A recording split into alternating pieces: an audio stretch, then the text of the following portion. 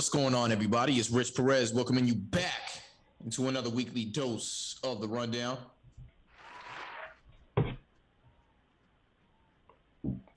course, joined in, as always, my brother from another, my co-host all the way from the O, Kayson. Davis, how you doing, Kay? I'm doing good, a little tired, but how you doing? I feel you on that. Doing well, man. We were out last week. I was super sick, so the show didn't get to go on last week, but we're back and we're doing all this recap and stuff that we got to do. We are definitely going to have some fun today. Okay, did you get to check out those championship games last weekend?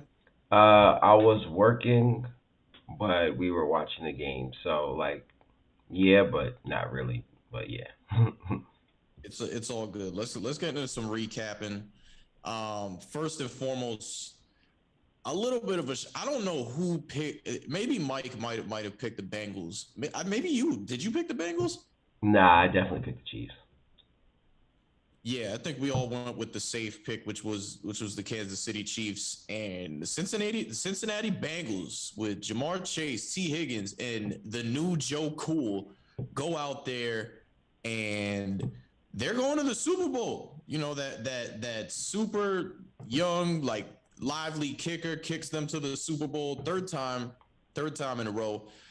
Uh, you know what this was? No disrespect to the Cincinnati Bengals, and anybody listening, or you can tell me if you think I'm wrong on this.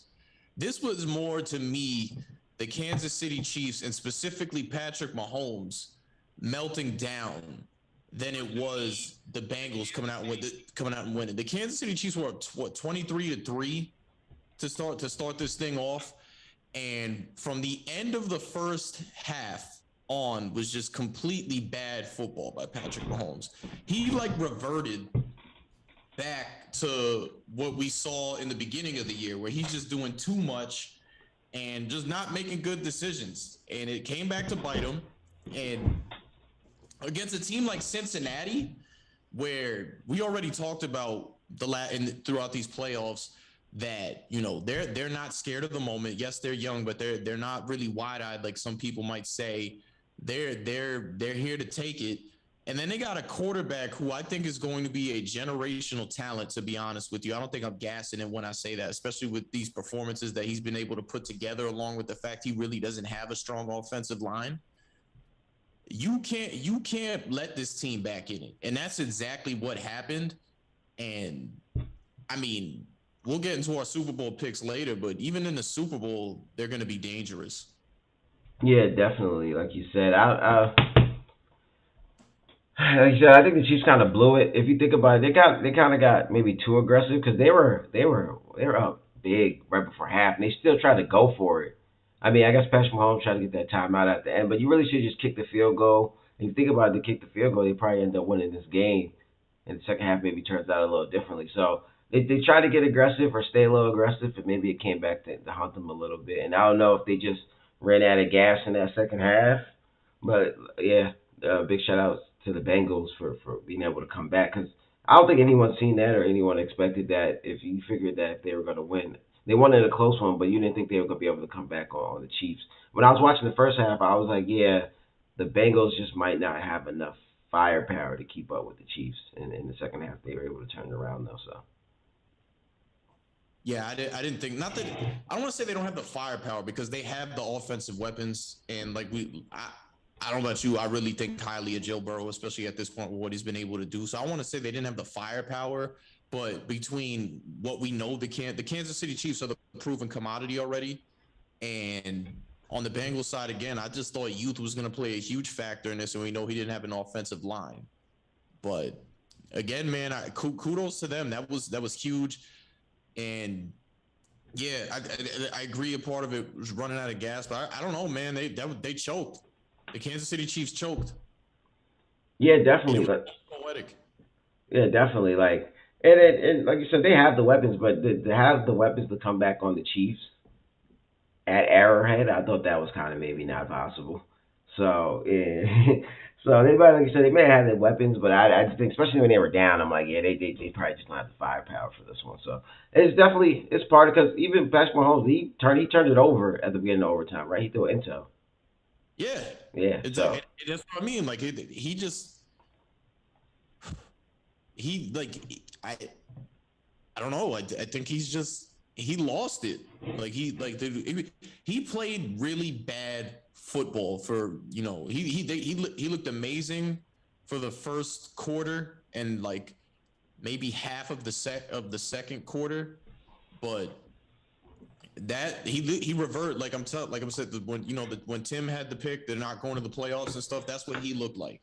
Like like if he played like that for the rest of the season, Tim might have been right about the Kansas City Chiefs. yeah, definitely. Like I said, I don't know. Maybe you credit the Bengals defense and them figuring something out, but Oh no, uh, for sure. I gotta give them credit too. They did their thing. They stepped up when they needed to. But I feel like a huge theme was how Patrick Mahomes and the Kansas City Chiefs played. yeah, definitely. Like I said, at the end of that first half, maybe you just kick that field goal. So we'll see where they go from here. Obviously, they still have those weapons, but big shout out to the Bengals, man. I don't think anyone really expected that besides Bengals fans. First time in 30 something years they're in the Super Bowl. The last time they were in the Super Bowl, Boomer Esiason was the quarterback of the Cincinnati Bengals. This is in the 80s. Ladies and gentlemen, do you know where Boomer Esiason is from? Boomer Esiason is from Long Island. He's from East Islip. That's the last time that the Bengals went to the Super Bowl. A Long Island quarterback willed them there. Well, I ain't gonna say he willed them, but he helped reach them there. So shout out to them. Shout out to the Cincinnati Well, Bengals, Kansas City Chiefs. Get your act together. well, Then drop we had a that. drop a bomb for Boomer, Long Island. Shout out to him. Yeah, for sure.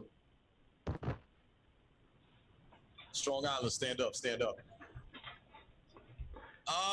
We got to get to that fire though. That game, that nighttime game on Sunday, the San Francisco 49ers versus the Los Angeles Rams. It's a divisional rivalry. I think what we were talking about for most of this, what we were all talking about is that Sean McVay is over against Kyle Shanahan, two guys that were both on staff. They were co-workers both on staff for the now Washington Commanders. Quick segue. How you feel about that? The Washington Commanders. It don't roll. It don't roll. I'm not. I ain't jacking it. Me either. I did make the thing about the football team. How I didn't like that name and how I thought he was maybe just he didn't want to change the name, so he's acting like a baby. I don't know if the Commanders are better. I don't know if it has some back history to do with Washington or something. But yeah, it's not it for me. But if there's a deeper message in it, then I get it. If it's some Washington history thing in there. Yeah, we're on the same page. But back to this NFC Championship though. I mean the Rams look good. It was eerily reminiscent of the Super Bowl 2 years ago when the Niners choked it away, or when Jimmy G kind of threw it away, literally and figuratively. Um, I think the Rams were up, then the Niners were up, and the Niners led for a lot of this game. And I mean, they were in it the whole time. Here's what I took away from it as the game went on was that because it was the same exact formula. I hope Mike is listening too, because Mike was getting real mad at the talk that we were bringing when it came to the San Francisco 49ers. And I look, man, I know you're a fan and everything. I felt like it was valid. Like, this is who Jimmy Garoppolo is, and that they don't trust him enough to throw the ball because these types of things will always happen. It's like the Cowboys. What can go wrong will go wrong. Jimmy G is tragic.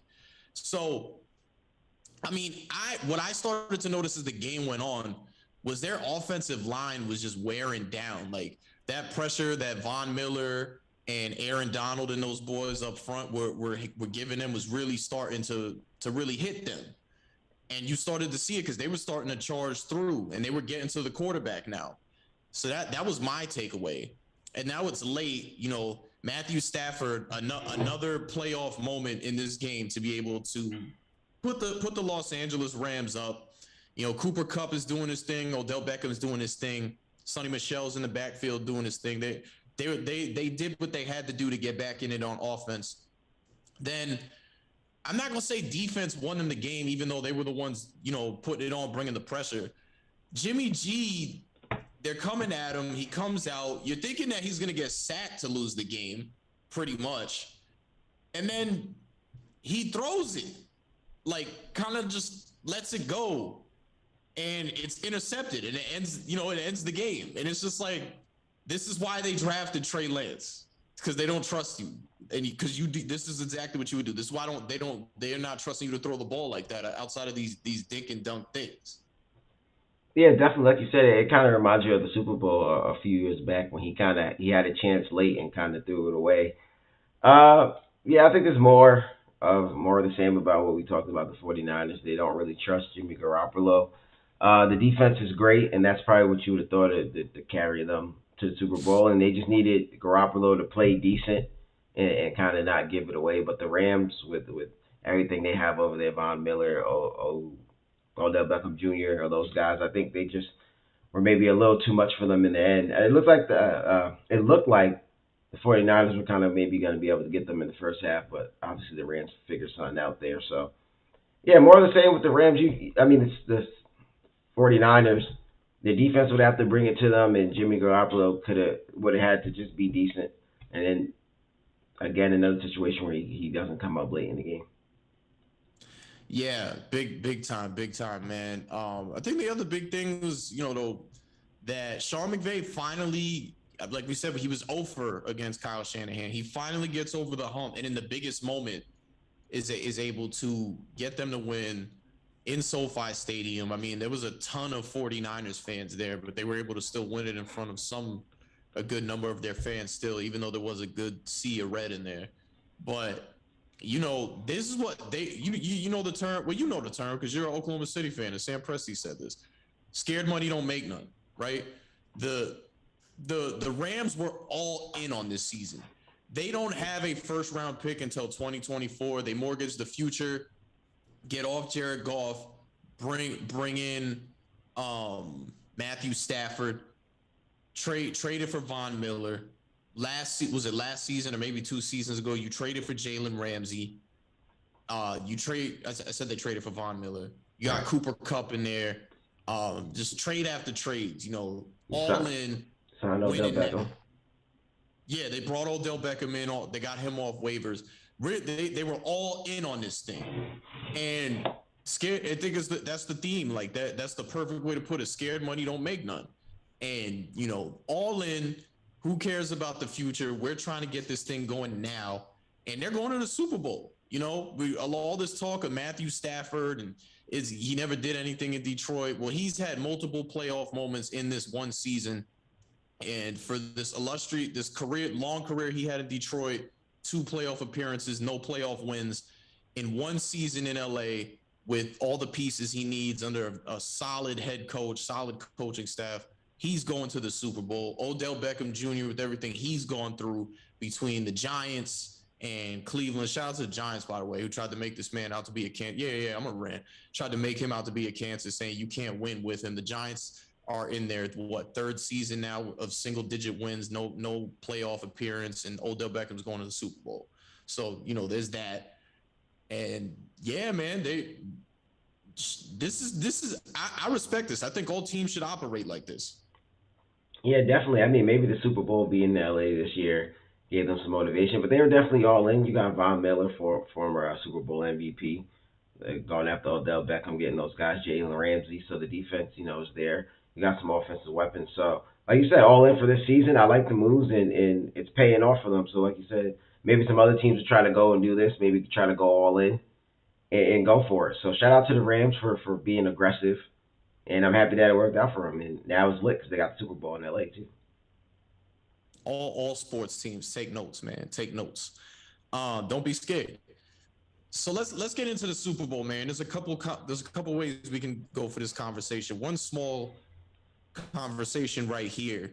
So we just mentioned Jalen Ramsey, right? And you got this stud rookie receiver, Jamar Chase. They got T. Higgins over there too, who's in his 2nd year, super solid.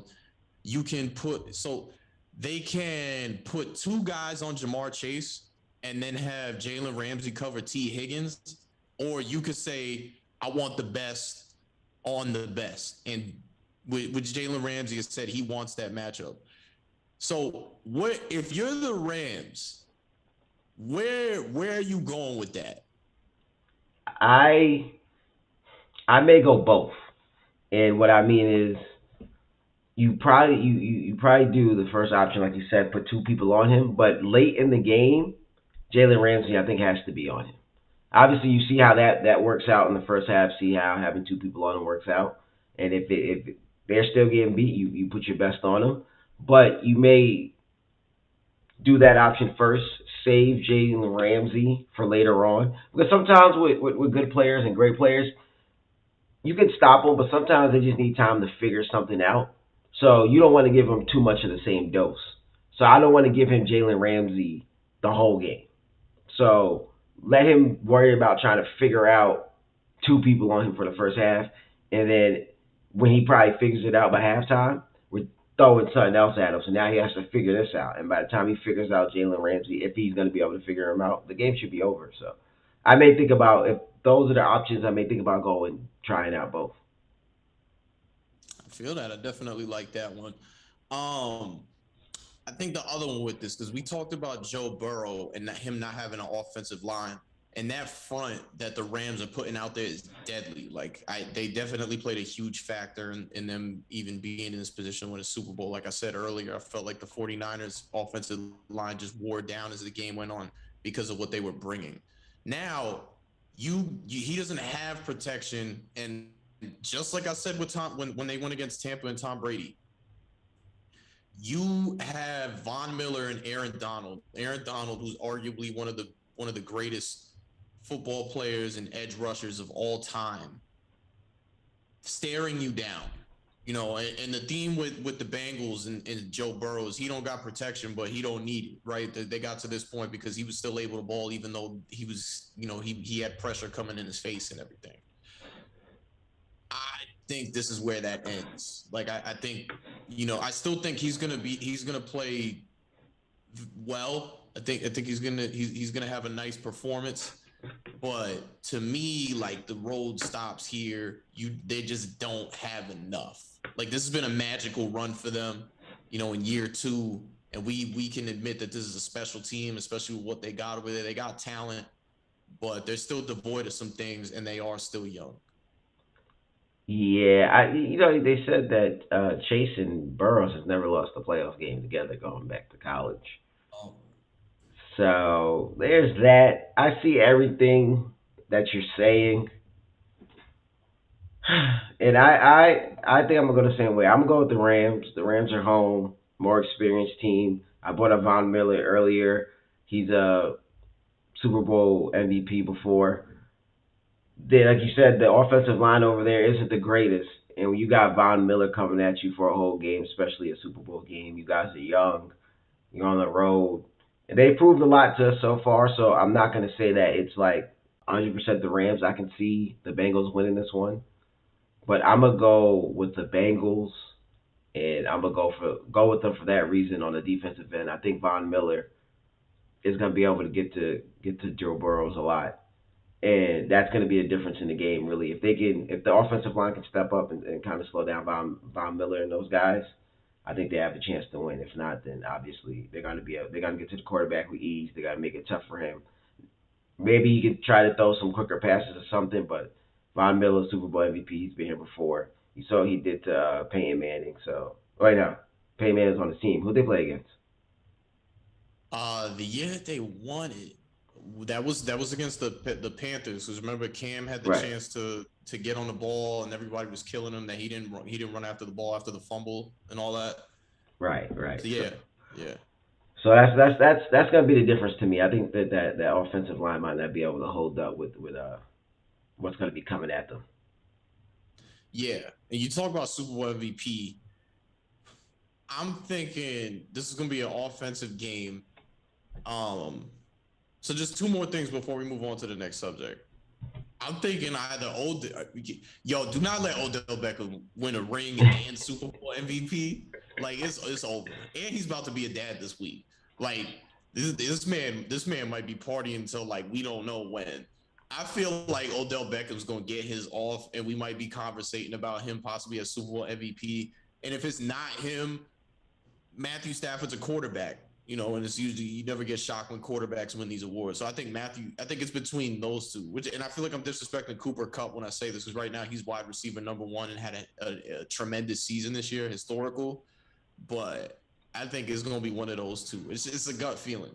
I feel you, and I see where you're going. I think someone on the defensive end can get it. Like I said, I think Von Miller has another chance to get it. And Jalen Ramsey, if you put Jalen Ramsey on Chase for the whole game, and he slows down Chase, especially with the run that they've been having, I think someone on the defense may be able to get it. Yeah, I wouldn't be mad at that either. I mean, Aaron Donald's the best player on the defense too. So I mean, if he's just out there feasting the entire game, I could see him getting it. But I don't know. I feel like they're gonna take the nod, the offense, especially with how the league is today. That's true. I don't know. If Jalen Ramsey just straight out flat out balls, he's winning Super Bowl MVP, like no doubt. Exactly. So I think someone on the defensive end can get it. They get if they. I guess it's sometimes defense is a team effort. But like in Jalen Ramsey's case, if he just completely shuts down Chase for the game and they win, I think he'll get a strong look at Super Bowl MVP. Is this a blowout? I mean, we all hope it's not. That's number one. Is it a blowout? No. I'm gonna give the Bengals, from what they've shown us during this playoff run, I'm gonna say it is not a blowout. Even if they get down, I think they'll make it interesting. They'll try to keep it as close as they can. So I'm picking the Rams, and obviously when I make picks, I don't want it to go wrong. Especially I'm like, all right, we looking good. I like to be safe, but I'm kind of hoping that this is a down to the wire game. I can see it. Because the Bengals they've been playing with house money this whole playoff run, and I think they just continue playing with house money. If I walk into that locker room at halftime and we're down as their coach, like, yeah, the Rams are the Rams and they're good. But last week we were at Arrowhead against the Chiefs and we were down. So that's my motivational speech right there. Like, this game is not over. Y'all pick your heads up and we gonna get back out there. So I think we just playing with house money, the confidence that they got right now, I think they're young, they don't care.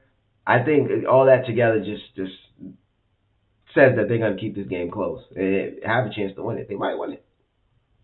Yeah, I'm definitely with you on that. I know there was like this one, I keep forgetting his name. He's been wrong about like every pick that he's made. So like I am kind of nervous because he picked the Rams and he's like, you would jinx? Like I hope not. So we'll see on that one. Like Stephen A. in his NBA Finals pick. Yeah, get the NBA Finals. Yeah. Matthew Stafford, we talked about, this illustrious career he's had numbers wise, but no playoff success, and a lot of that we attribute to just his situation in Detroit. If Matthew Stafford wins, if Matthew Stafford, with this playoff run that he's been on so far, if he wins a ring this year, combine this season with everything that he did in Detroit, because he's got the numbers, statistically he is great. If he wins a ring, is he going to the Hall of Fame? I think it's still kind of early. I think obviously his chances to be really high. I think I don't know, because there's a lot of great quarterbacks with only one Super Bowl. I think his chances are high. I think I'm gonna go yeah. If he gets the Super Bowl, and then obviously I think he still has to keep it up for the rest of it. He can't just have the Super Bowl and kind of fall off. But if he gets the Super Bowl and stays at the pace that he's been at, I think he'll get it. I mean, he's top 10 all time in passing yards. He's got a lot of great stats. He's just never had playoff success until this season. So if they're able to go all the way, especially he's like a driving force in that too, I'm probably on board with it. I mean, Dan Orlovsky's been like singing his praises while everybody like he's throwing it in everyone's face every time they win too. So, I mean, if he wins the MVP, I think that kind of just maybe locks it up even more. So might cement it. Definitely might cement it. All right, but we're both going Rams. Guys, let us know in the comments. What do you guys think? Of course, send in questions. I know we haven't gotten those in a while. Definitely send in questions. Last thing on the NFL front, Brian Flores, former head coach of the Miami Dolphins, is suing the NFL. He's suing the New York Giants. He's suing the Miami Dolphins, and he's suing the Denver Broncos, basically saying that his interviews have been a sham. He interviewed for the Denver Broncos head coaching job a few years ago, claims that the meeting was never taken seriously. Members of the Denver Broncos arrived late, and then he claims John Elway showed up drunk to that, which obviously they came out and said, we deny this. This is false. He said the Miami Dolphins owner, Stephen Ross, offered him like $100,000 per loss, like if for the season. He wanted him to purposely tank. Like, he's like, go on vacation, leave, all this stuff. And if that's true, Roger Goodell needs to do what Adam Silver did with the Clippers situation a few years back. You got to get this guy out of the league, because you've got this betting deal going on, and that's deliberately, it's tanking, but that's deliberately messing with results. So, and that's just the non-competitive thing going on. So I think he needs to go. And then on the Giants front, he is saying that he got a text from Bill Belichick the day before he interviewed, congratulating him on the job. And he said, text back and was like, I don't interview till tomorrow. Belichick, realizing he texted the wrong Brian, thought he was texting Brian Dable, comes out and says, my apologies, wrong guy. And then Dable ends up getting hired. So he called that interview process a sham. The Giants have come out and said he was a serious candidate all along. They went with Dable because it was tight, and they just decided that they liked him a little more at the end of the process. Now, from what I heard, if owner John Mara got on the Giants front, if owner John Mara got his way, Brian Flores would be the head coach of the Giants right now. But Joe Schoen had autonomy to do what he wanted to do, and he wanted Brian Dable. I think that Brian Flores has merit with what he's trying to accomplish here, because we have two black head coaches in a league of 32 teams. I don't think the interview process has been fair. Sorry, I got to drink this real quick. I do not think that the interview process has been fair, because there's only one owner in the entire NFL who's not a white man. That's Shad Khan, who the owner of the Jacksonville Jaguars. So when you have these people that are out conducting these interviews and stuff, what really resonates with them is people that look like them, what they can identify with. So I don't know if it's a thing of, racism necessarily. It definitely could be, but I don't know. Like, it's a deep-rooted issue that needs to be solved. And the Rooney Rule definitely isn't being used in the spirit that it was created to be used for, which is his biggest argument, that he was just brought in to satisfy the rule instead of actually being taken seriously. And what's sad about the whole situation is Brian Flores, who we know is a good head coach, 2 winning seasons back-to-back with the Miami Dolphins before being fired. He'll probably never coach in the NFL again because of this lawsuit. And it's eerily reminiscent of Colin Kaepernick's lawsuit a few years ago. So, I mean, all in all, it's a tough situation. It's a big deal, and it needs to happen, whether he wins or not, because, I mean, you gotta like, it's insane to me that Eric Bieniemy has been passed over year after year for head coaching jobs, and guys like, you got other guys who have either been past head coaches and failed, or guys who, like, Kellen Moore, the offensive coordinator for the Dallas Cowboys, got more head coaching consideration than Eric Bieniemy. The Dallas Cowboys offense was not lighting it up ever, even with all those weapons and stuff.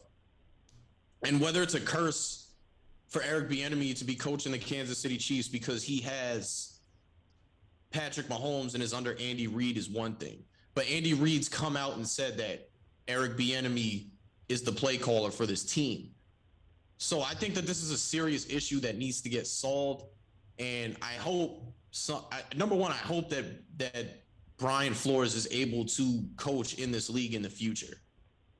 But I hope that the spirit of what's trying to be accomplished here is able to be accomplished, because two black head coaches in a league of 32 teams is just asinine to me.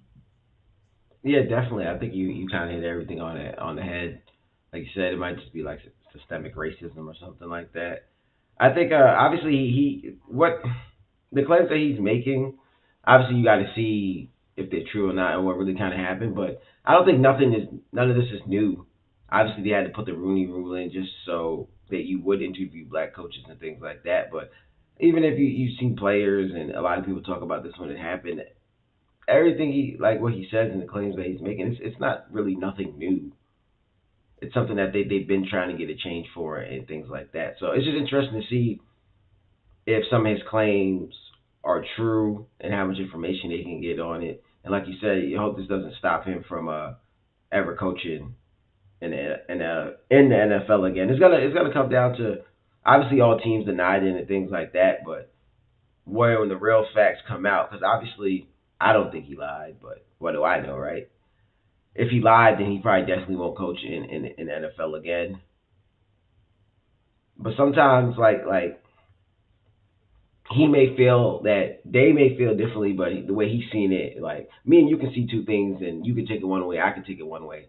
So maybe they didn't mean it that way, but he took it this way. So it could just be a little bit of a misconfusion and things like that too. But yeah, hopefully we'll see how this turns out. But like I said, this is not an issue that's just started with him. I think it's something they've been trying to change for a while, and he's bringing this up.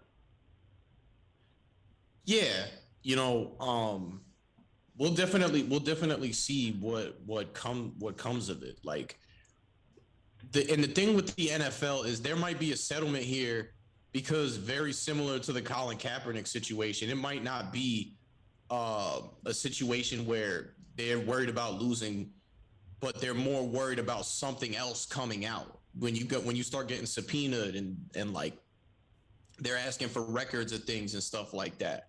That's a real thing. So that's definitely something to watch out for as well.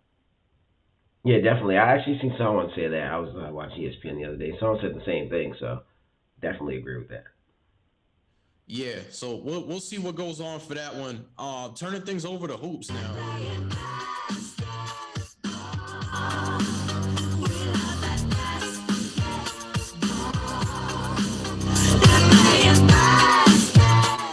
I feel like I just keep stealing that thing away, like from Mike's show every time. I don't know like why that like became a thing on here. Maybe I should stop. Maybe I shouldn't. I don't know.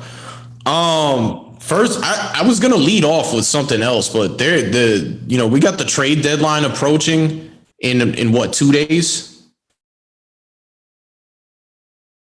and today was just a heavy day of like some crazy stuff that was going on. So the first trade that I don't even want to get into the first trade that went down, because the biggest trade was the Sacramento Kings doing business with the Indiana Pacers. The Indiana Pacers sent over, let me get this one in here. That's 1 second. Bear with me. The Indiana Pacers sent Domantas Sabonis, Jeremy Lamb, and Justin Holiday to the Sacramento Kings. And in return, the Sacramento Kings sent the Indiana Pacers Tyrese Halliburton, Buddy Hield, which wasn't too much of a shocker. And I have to have this right, because I think that they sent over some other compensation as well. They the Pacers sent the 2027 second round pick along with those players, but then they got back Jeremy Lamb, or excuse me, they got back Buddy Hield, Tyrese Halliburton, and Tristan Thompson. Now, this changes the whole landscape of the trade deadline. Hear me out.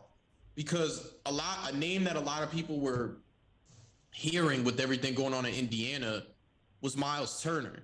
And now that Domantas Sabonis is out and you got a guard like Tyrese Halliburton in there, it's possible that the Pacers might just stick it out with Miles Turner moving forward. And I heard that Miles Turner is actually pretty amped to be playing with Tyrese Halliburton. The shocker with this one really is that Tyrese Halliburton was in this deal, because just a few days ago the Kings were saying he wasn't available for trade. And I don't know, like, I was really killing the Sacramento Kings for not for doing the deal, but really for moving on a guy like Tyrese Halliburton, who's in his second year, has really shown you some really good positives to the point where you think that this guy is going to be a star in it. I'm not calling him a superstar, but a star in this league. He just came off a game where they got a W and he had 17 assists. He's only one of five players to do that in the modern day game. So on the Indiana front, you look at it now, I don't know what they do with Malcolm Brogdon moving forward, but they have a nice young core moving forward to compete in the East. You know, I think Buddy Hield is going to be a great player. I've always thought highly of him and just thought he was in a bad situation in Sacramento.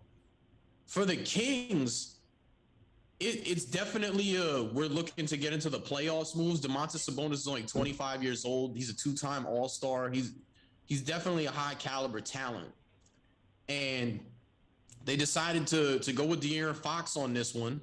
You still got Davion Mitchell, the national champion guard out of Baylor, and you know, on the new group of players that you bring in with Alvin Gentry leading the way. So they're hovering in that space of possibly being in the play-in. We'll see how this goes. I just don't know. It could be a win-win for both teams. I'm just really iffy on it, and it was definitely a jaw-dropping move for me. Same. I don't get the trade for neither team. I don't think it puts either team ahead of where they were. I think the Pacers are still the Pacers in the Eastern Conference. They'll have a little talent. They'll probably make it as a lower seed and get kicked out. I think the Kings will still be fighting for a playoff spot in the West. Like you said, the surprising part here is that they went with Halliburton. He's the younger guy. You got Davion Mitchell over there. I thought you trade Buddy Hield, you trade De'Aaron Fox. Those are the older guys. They've been here for a while. You've tried that with them already. Their contracts are higher. For the Kings, I don't get why you go older. Obviously, Sabonis is not that much older, but I don't see. You get an All-Star, sure, but obviously Sabonis is not really pushing you over the top either. So I don't see why you go older. I think you get younger, start shedding salary, shed De'Aaron Fox's salary, Buddy Hield's salary, and you start a slight rebuild again. Now, maybe they didn't want to rebuild again, but like I said, I don't think it's been working. And now you give up Buddy Hield, that's your two guard. You give up Halliburton, that's a two guard too, sometimes point guard, sure. You have you have Mitchell, you have Fox. Are you going to play those two together now? You can think Fox can maybe guard some twos, or maybe Mitchell guards some twos, sure. But I like a Halliburton Mitchell backcourt. They're two younger pieces. Start building around those. You shed some salary, and you kind of go from there. Like I said, for the Pacers, you're kind of in the same spot. You got some talent. I don't think Buddy Hield ends up staying there. I think Buddy Hield's still added there. Whether it's that the trade deadline in a couple of days, you move him again, or when his contract is up. So for the Pacers, you're in this. I think both teams are kind of in the same spot. You know what I mean? I don't know any one of them kind of went forward a little bit. Maybe the Kings, because you got an All-Star player, he should maybe help you win a couple more games right now. But you both still, you kind of just I don't see trade each Vader. other. Yeah, none of y'all went forward. It's a decent trade, but it doesn't really make sense for either one of them to me. Yeah, it's the. I mean, wait to see what happens, but I don't know if at this current moment, especially what you just said, if I had to pick a winner, I'd probably go with the Pacers at this current point in time, just because of the fact that Halliburton was in that deal and that's who they got. But I was just that was one. I was like what? I mean, I think that if on the surface, the winner right now are the Kings. You get an All Star player. You still have a maybe All Star talent point guard. So you got two All Stars, and maybe you figure it out from there. So the winner right now is maybe the Kings, but I think in the long haul, the Pacers are the winners. You get Halliburton. I think the Pacers will be in a rebuild soon anyway. You get Halliburton, you get a young talent to help you maybe restart your rebuild, and you kind of go from there. The I Kings, mean, that's no. Go ahead. I was gonna say the Kings. Maybe you make the playoffs this year, maybe next year. You'll be in a rebuild again in a couple of years anyway. So I would have just shed some salary right now. Kayson taking shots. I mean, I thought that was what Indiana was heading because we didn't even talk. Well, I didn't even have this as a talking point, but they sent Karis LeVert to Cleveland, just a couple of days ago, and moved on from some other pieces as well. I mean, I guess we could bring that one up too because I'm kind of maybe you can help me with this one. When they did that one, I was a little confused because on the guard front you have because you just got Rajon Rondo over there before that. So you got Rajon Rondo, Darius Garland, Colin Sexton, and now Karis LeVert. I would imagine that your starting backcourt is Darius Garland and Karis LeVert. And then Rajon Rondo is your sixth man off the bench because you brought him in for a reason. You need that facilitating guard. Colin Sexton is either you're playing him in some fashion or he's the odd man out for various reasons.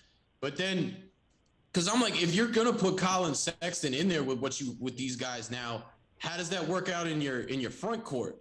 Because on the front court side, you've got Evan Mobley, Jared Allen, Kevin Love, Lauri Markkanen. So somebody's got to be the odd man out there, and there's talent there. Like, and this Cavs team is in the playoffs right now, playing very well. Like they're looking to do some things. So I'm just trying to figure out. I know because they've got talent, so it's weird that I'm saying this, but was it just the Cavs being the Cavs? Like, why are you acquiring all the who? Because where does everybody fit? I think Sexton's the odd man now. I believe his contract is up this summer, and I don't know when he plans on coming back this year. So if he comes back, you kind of figure it out from there. And if you have to bench him for a little bit, but I think in the long haul, he's not going to be here. I think they probably didn't know if those two guards with Sexton and Garland, if those guys could play together for the long haul. So I think Sexton's out. I think his contract is up. I think they'll find him a new home this summer. And then Karis LeVert, I think is probably a better fit next to Garland. Shooter, a little bigger, could create his own shot.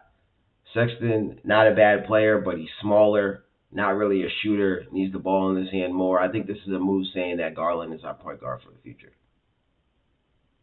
With that. So how about on the front court side then? Because or I guess we got that one figured out. Yeah, I don't think if he fits into the front court, like I say, he can't shoot. You're just gonna shrink the court a little more. You can in some lineups you can play him out here, but like I said, I think his contract is up this summer, and if I'm right, he's out the door. This is just something they're gonna try to figure out for the rest of this year, and I don't even know if he plans on coming back this year. So like, I think the writing's on the wall, and like I said, this is just saying that Garland's our point guard going forward, and that's who we're going with because we don't know if those two guards can play together. Well, if their rotation in some fashion is let's say it's Darius Garland, Karis LeVert, Kevin Love's been playing some three this season. Then you got Lauri Markkanen and Evan Mobley, and then off the bench is Rajon Rondo and Jared Allen. That's a team that I would be a little worried about once we get to the playoffs. And JD Bickerstaff has definitely been doing his thing, coaching his team up. Yeah, I definitely like it. When the trade happened, I said I like the trade. I think Karis LeVert, like I said, he's a little bigger than Garland. He's a scorer, so he can go get his own shot. He gives him another scoring punch. And you saw what he's able to do with the Nets, obviously with the Pacers. He's back on like a winning team, and you can see a little bit of the Nets in this pace in this Cavs team right here. Young guys, a couple people coming into their own, mixed a couple of veterans in there. So I think he'll be back in that kind of mode. He just have to figure it out a little bit. But I like the trade a lot. I think he fits better next to Garland than Sexton would. Right. Now, the other big trade that we had to get into today, the Portland Trailblazers sent over CJ McCollum, which was the big eye popping news. CJ McCollum is out of Portland, sent to the New Orleans Pelicans along with Larry Nance and Tony Snell. The Blazers got back Josh Hart, Thomas Satoransky, Nikhil Walker Alexander, who's actually the cousin of Shai Gilgeous-Alexander, Didi Louzada, 2022 protected first round pick and 2 second round picks. The picks are definitely going to be what you watch out for this Portland team, because that could be a real chip piece. Whether it's they got cap space now, along with they've got draft capital to possibly bring someone in. Now let me talk about my piece, because I've been talking about this for a long time. A long time. I feel like I was talking about this before we were on video, back when we were doing this in my basement. This should have signaled that the Portland Trailblazers are finally going to blow this thing up, which they should. I'm not crazy for saying this. They should have did it after the 2019 season when they went to the Western Conference Finals. That's what it should have signaled. It's over. We're in rebuild mode. Let's see where we can send Dame and what we can get for him. But it didn't. The Portland Trailblazers are committed to building this thing around Damian Lillard with what I just said. They have draft capital. They've got cap space now to be able to try and lure someone in here. What are you doing? Who's the guy that you're bringing in here to get you over the hump and compete for a championship? Honestly, because I don't see anybody on the market right now that's doing that for you. And I don't know where Dame's mindset is at. If he's gonna stick to the, I'm here for the grind, and this is where I want to be. All right, but since they went to the Western Conference Finals, it's just been going downhill and lower and lower and lower and lower. They're not in the playoffs right now. I believe they're fighting for a play-in, if that. It's not looking good for them right now. I just feel like somebody needs to talk some sense into them. Like you said, this screams rebuild all the way. But I think they're giving it one last shot. They're gonna clear some cap space, try to build around Damian Lillard. But I think in this offseason, when they realize that nobody's signing with them, and they just made all these trades for pieces that kind of. It's not like they grabbed pieces that's going to fit around Dame. They grabbed Eric Bledsoe. It's another point guard. They grabbed maybe Josh Hart. I don't know. They grab pieces that if it's just Dame there next summer and they can't get this summer and they can't get nobody, you're in a lot of trouble. So I think this is one last go. Dame, you said players want to play with you. We got the cap space. Go see who you can get. At the end of the summer, when they realize nobody's signing with them, they probably can't make a trade because they don't really got the pieces. They'll be rebuilding. Dame will be out of there by the time the season starts. Well, it's what, 4, almost 3 years too late now. I saw what Mike brought up, Bradley Beal. I love Bradley Beal. I think Bradley Beal is a piece on a championship team for sure. I don't think Bradley Beal and Damian Lillard, no disrespect, are competing for a championship if you put those two together. Bradley Beal is also done for the season. He's got the season-ending surgery with the wrist. He's expected to be a free agent this year. I don't know what he's gonna do. My gut says he'll probably sign back in Washington. But I just don't see it. Like I don't know who you get. Like I even see like on the Twitter the Twitter rounds, maybe like James Harden with that. That's a whole nother thing that we got to get into with James Harden, which I don't see that one happening either. Although that would be a scary tandem, but I don't see that one working out either. Yeah, man, they have it's what I've been saying for years. Like Meech has his Doc Rivers take. I have my Blazers needed to blow it up after the Western Conference Finals appearance take. They are just delaying the inevitable. Yep, basically, and they probably realize that at this point, and they're gonna give it one more go, see if they can get in, try something different. Like people have been saying, those two guards can't play together. I think you could have got a little better trade for C.J. McCollum, but it is what it is. You got cap space, you got some random pieces. Maybe you try to trade those. We'll see where it's gonna go, but I think you could have waited to the summer to make some of these moves and then see how everything works out from there. But they're letting people know now that they got cap space. We'll see how it goes. I think the GM has this summer to figure something out. Dame's not coming back. All right, he's at least not lasting the whole next season with the roster that they have now. If they have to bring that back, plus marginal small pieces like they did this summer. This summer they only grabbed a couple small pieces. It could not be another summer like that where they just grab a couple small people here, a couple small people there. They're going big game hunting, and they need to get something, or else they're in trouble. And, you know me, I'm on that. They're already in trouble.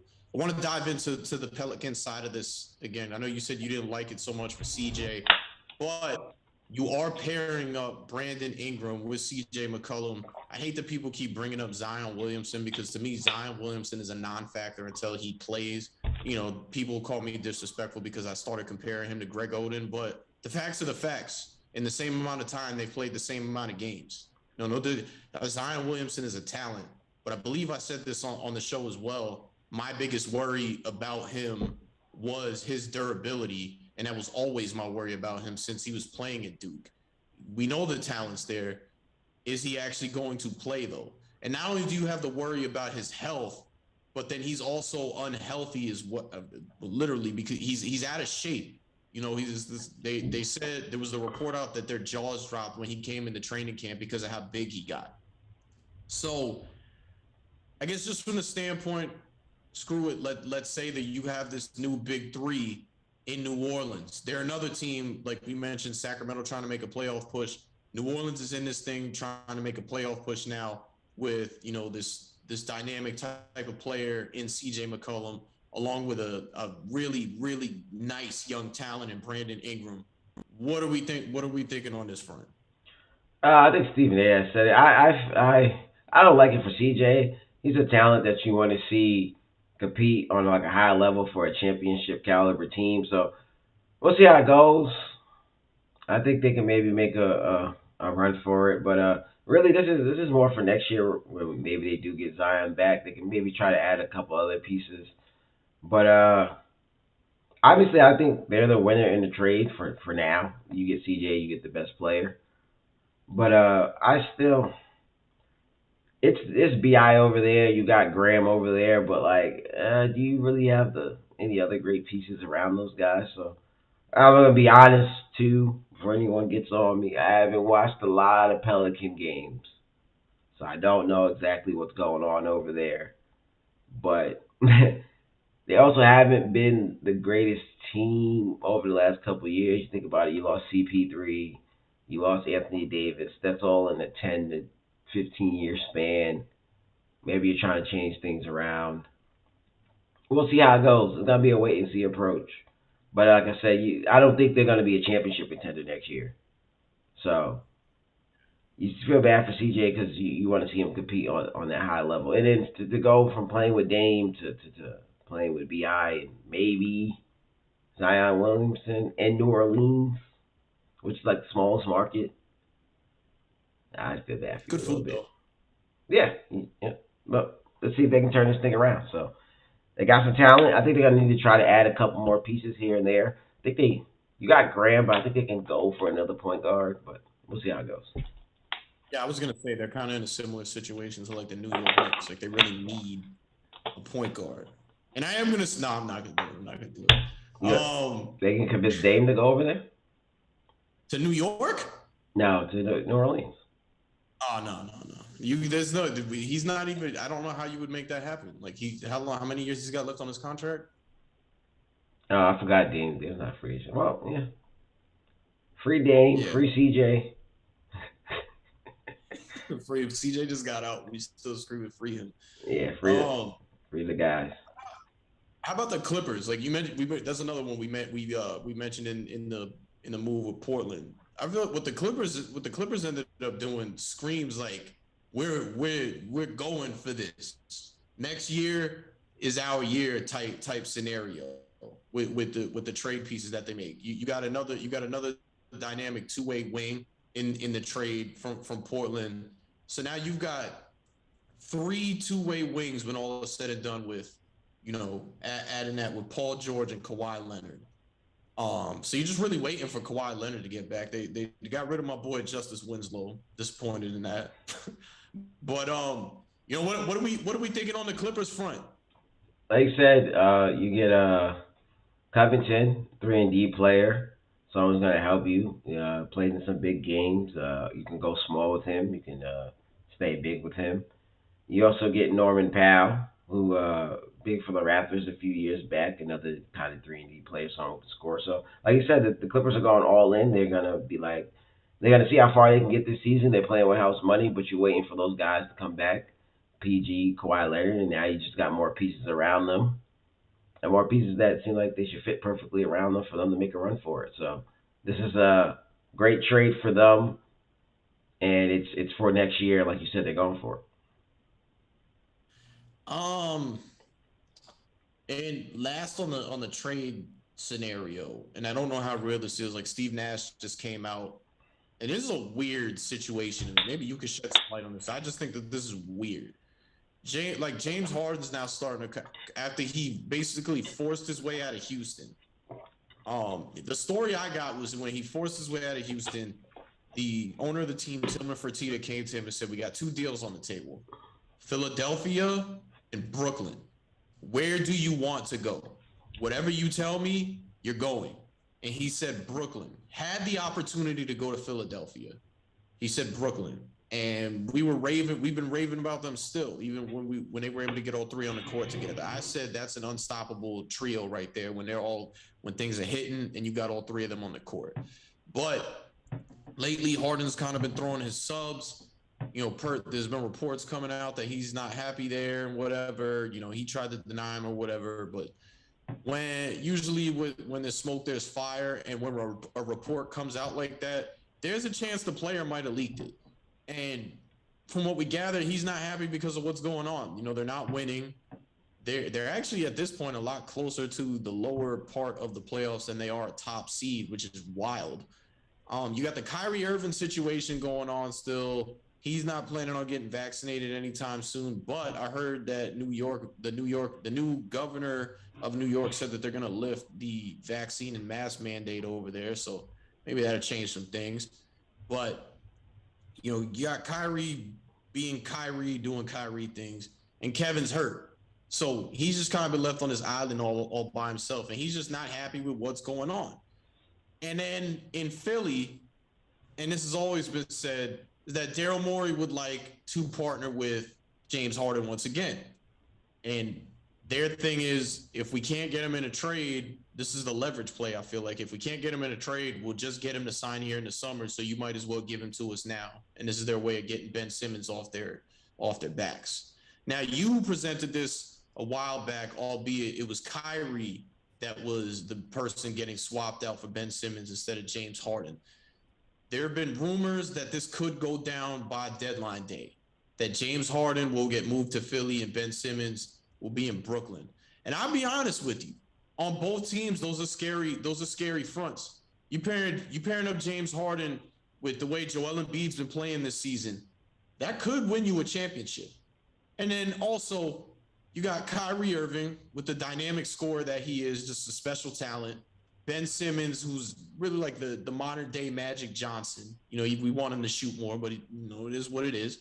And you got one of the greatest scorers of all time in Kevin Durant. What do we like? Do you try to convince James on this thing, or do you just say, screw it, we're gonna lose him? Let's make a deal happen? Plot twist. What if Philly put these rumors out? That would be something. That gives them more leverage. And then people are gonna say, like you see Stephen A. saying, like, oh, James Harden still talks to Daryl Morey. Daryl Morey knows James Harden. So what if they put these rumors out knowing that it could turn out like this? See, exactly. They're trying to get rid of Ben. So this is all this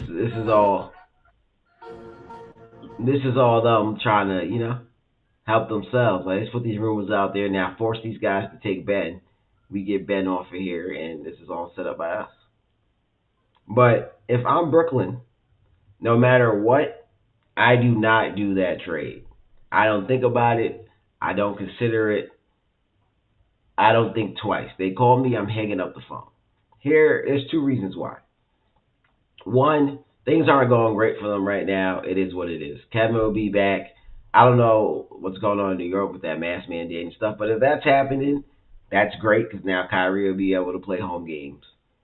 James Harden will be back. Once he's back out there playing with Kevin and they're winning again, we've seen how well the big three play together. So when they're all on the road playing together, at home playing together, things will look different, and his mood will start to change more.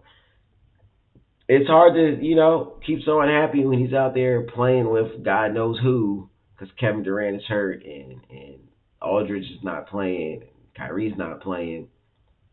So it's easy for him to be upset then. So you hold off knowing that Kevin's his boy. Hopefully you can get Kyrie back and you figure it out. And with those three, we see how well they play together. You have a chance to win the championship. So if they end up getting together and be good by playoff time and make it out the East and win the championship, even if they make it to the finals, it'd be hard for him to leave. And then, like you said, some people saying he's saying all the right things. Cool. Another reason why I don't trade in Philly is because Ben's not playing right now. Why? And Joel Embiid's having an all-star season. Why would I give you James Harden? If anything, we'll figure this out come summertime, whatever. We're going to take our chances. If it doesn't work out, you can really chop it up to having this big three together just ain't work out. Too many injuries, things didn't go our way, and it's might not working. You may lose it for nothing, but even in the summer, Philly's still trying to get off of Ben Simmons. So you still can use that leverage. Whatever. But Ben's not playing right now. Why would I gift you James Harden to add to someone who's playing at an MVP level when we may have to run into you into the East? If it's a rival too. Let them figure out this Ben Simmons situation. That's on them. I'm not giving you guys nothing because I'd rather run into you with no Ben because Ben's not playing this season. Not for them.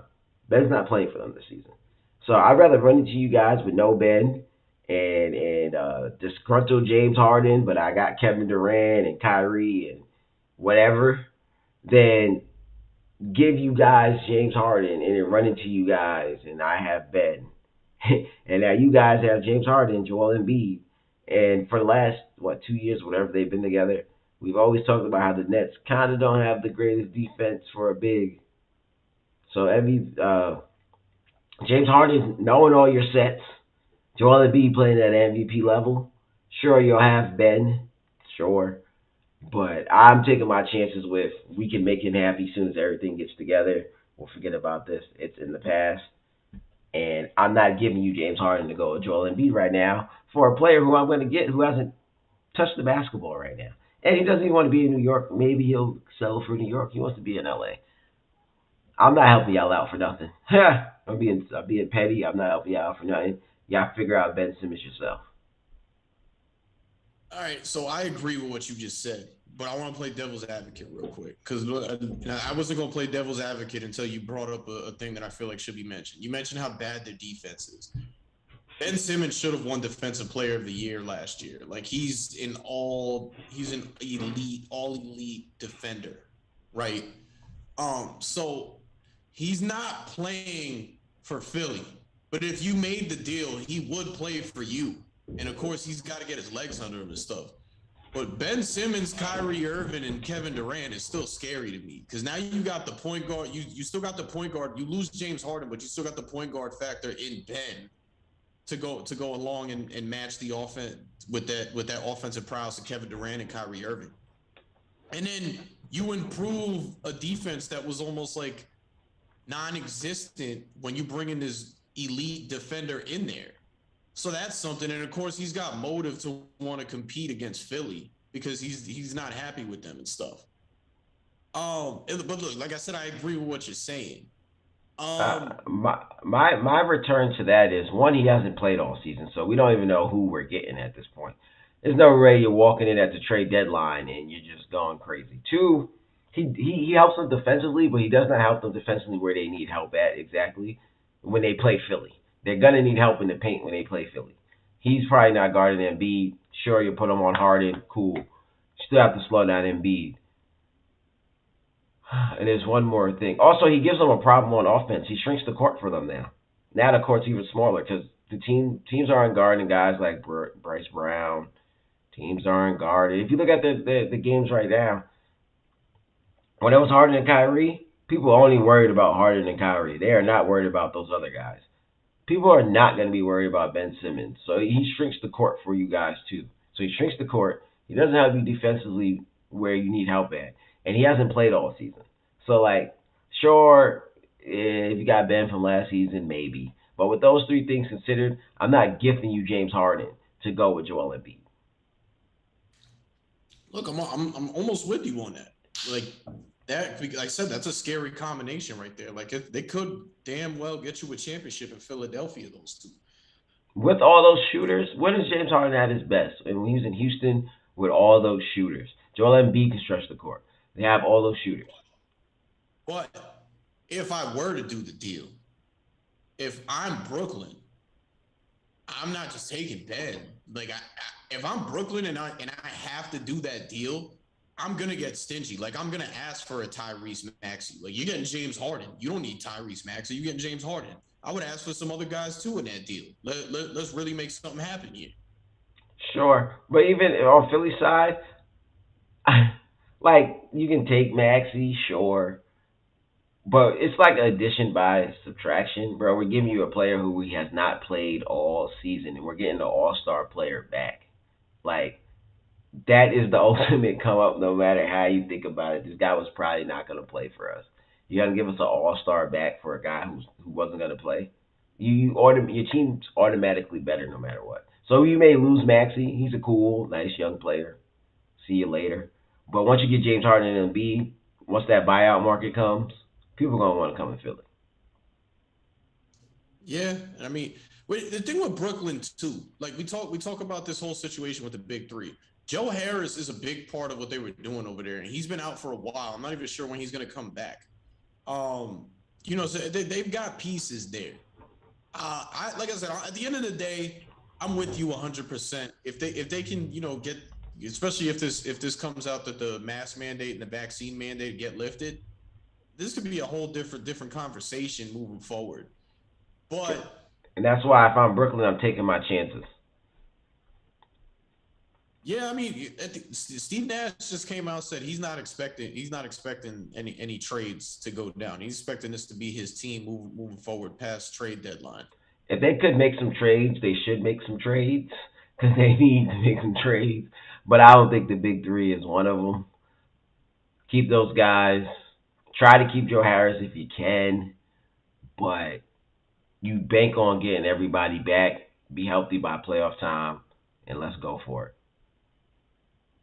What are we thinking about the Los Angeles Lakers right now? This has been something wow. Like Russell Westbrook is a shell of himself.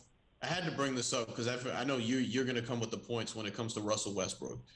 I mean, you haven't gotten Anthony Davis like that because he's been hurt. He's been back lately, looked good.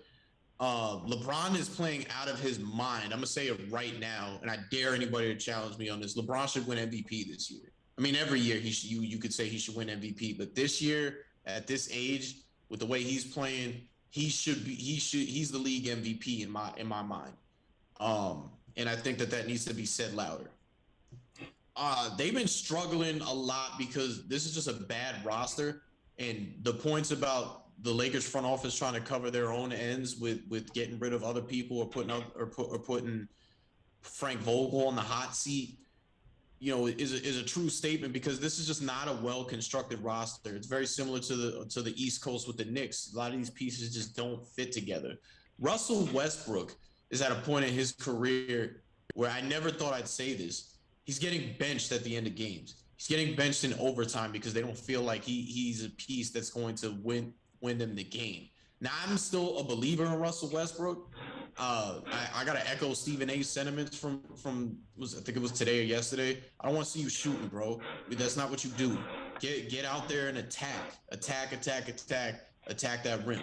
And then affect the games all the other ways that you affected. Be the distributor and everything that we need you to be. Because at the end of the day, you talk about trades and everybody wants to talk about, getting off of him and bringing in someone like a John Wall or even a Damian Lillard, which truth be told is not happening. We heard the rumors and we talked about it, about the possible, John Wall swap for Russell Westbrook, would it buy out for Russell Westbrook in Houston? It's just not happening. Nobody's touching that contract, especially with the way he's playing. So is there a light at the end of the tunnel? Because the caveat is the first half of all his seasons since I want to say it was either his last year in Oklahoma City or first year in Houston. The first half of these seasons have not been great. But then the second half of the seasons come around and something clicks and he turns it on and just starts bugging out. Is that something that we could see here? Is there a fix? Is there light at the end of the tunnel? Can they compete for a championship? First of all, they don't really play no defense. That's the number one issue. They got to figure out their defense. AD's back, sure. I think there's two things going on here. One, coach has to help Westbrook, put him in better situations. I think there's like a clash going on here. I think Vogel is stuck in his ways of the way he does things. He likes playing two bigs. He likes playing defensive guys that can't really shoot. If you remember, even if you watch him this whole season, you kind of questioning some of the lineups that he's put out there. Later on in the season, he's getting a little better maybe, but I think Vogel's stuck playing the way he played. When they won a championship, two bigs. A lot of defensive players out there. When he's with the Pacers, two bigs. Defensive players out there. He hasn't put Westbrook in maybe the greatest situations. Now also Westbrook has to figure things out on his own too. When it's just him and maybe one other person, sometimes he looks okay. When it's all three of them, he seems to not be able to figure out where he can fit in at. He has to figure that out. Now, like you said, he's changed teams and overtimes. It took him some time to figure it out. But kind of what you said, Stephen A said, when things aren't going well for you offensively, you got to give me something else. He seems like he's things aren't going well for him offensively, and he probably knows he's not getting put in some of the greatest situations, and he lets that affect him. He starts to seem a little disengaged and things like that. So I think they altogether have to figure something out. But he's not their only issue. They're not great defensively. People have been hurt in and out of the lineup, so they got some things to figure out. The problem with him is you brought him in to help you. You brought him in to help you. Now, even when he's not doing bad, he's not necessarily helping you win, if that makes sense. So like he's playing good, he's playing well, but you're still not winning. So that's where you kind of get on him. And like I said, it's probably not all his fault. It can't be all his fault. They got some other issues. So that's just kind of what I have to say about that. They gotta figure it out. But I think it's a little on coach. It's a little on Westbrook. It's a little on injuries. But they gotta figure something out. Yeah, I mean, what was it? So I give you one at the time. Utah had the highest rated offense in the league and they were able to hold them to like nine. That Matt had deleted it. I had the stat in my phone. They to somewhere in the 90s point wise, and were able to come off of a win.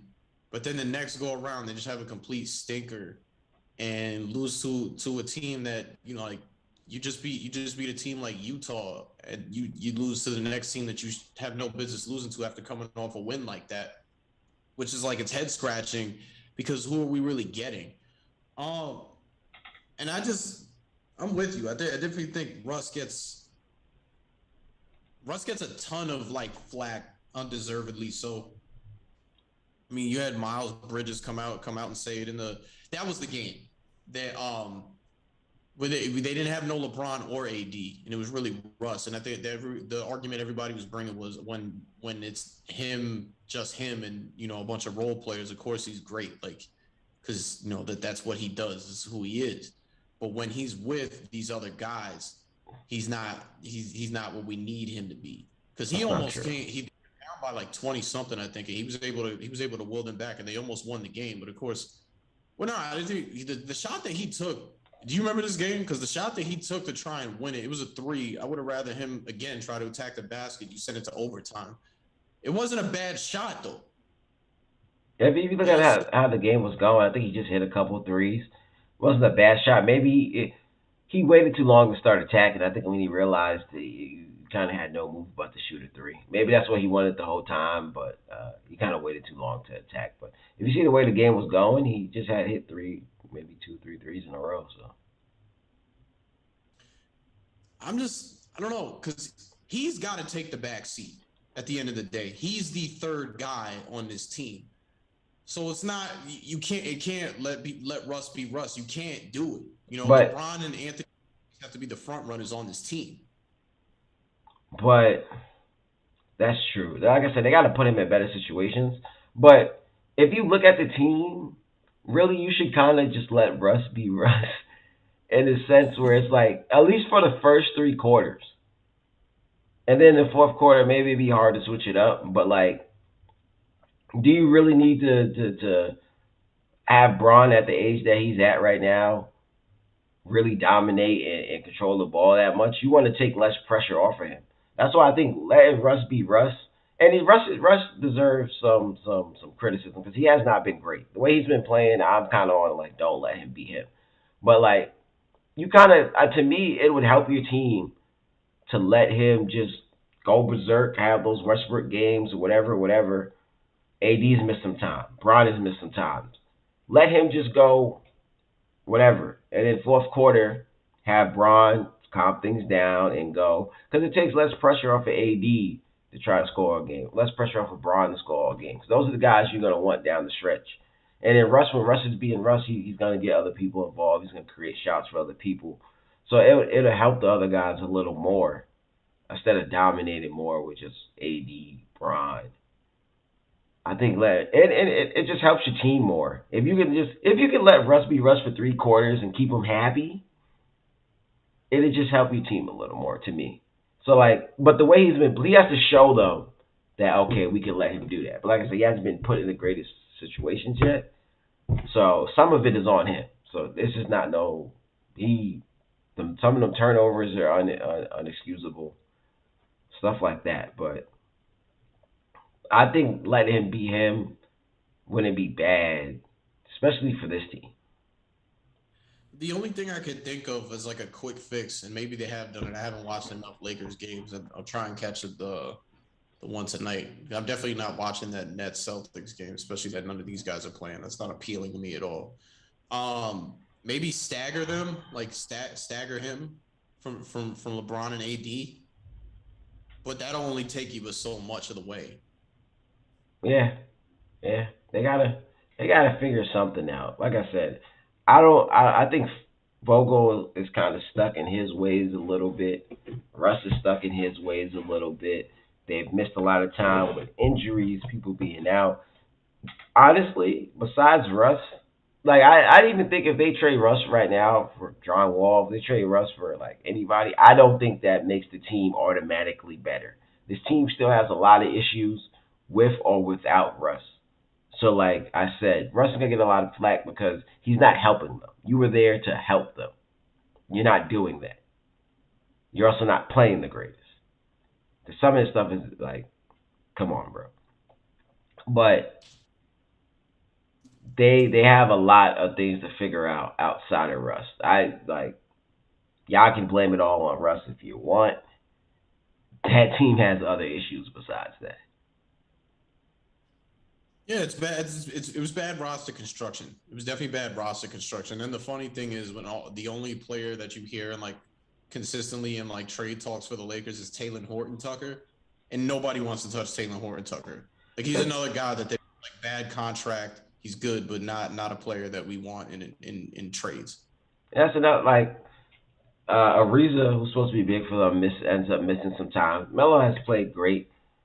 Like some of the lineups with Russ and Rondo, I think they could have figured the Rondo thing out. But like I said, I don't know. I think Fake Vogel was on something weird. But THT has not played well this season either. That's not Russ's fault. The guy was shooting 20% from three at one point. Now that gets you in a situation where you can not play him and Russ together. You just can't. So like that's not on Russ that THT came out and not played well. It's not on Russ that Kendrick Nunn has missed a lot of time.